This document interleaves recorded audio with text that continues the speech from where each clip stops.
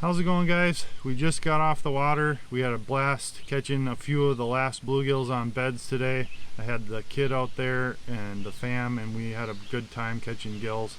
That being said, the heat has jump started all the fishing into basically summertime patterns. So most of the fish, even the gills, have finished up spawning now.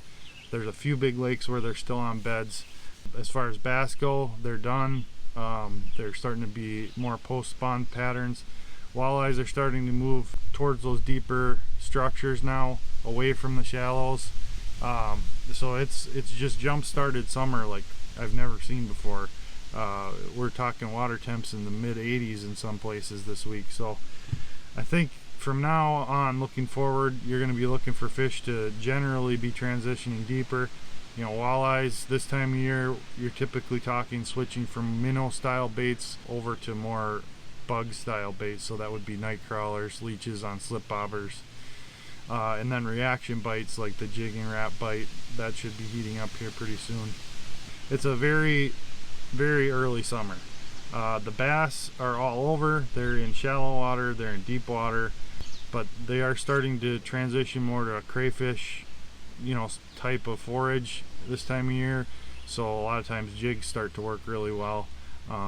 Anytime you can find rock mixed with weeds, that's a good place to start, and then deep weed lines as well. Panfish, you know, it's going to be a weed bed bite for the most part here for a while. The crappies are going to be on those edges of the weeds. The bluegills are going to be in the weeds typically.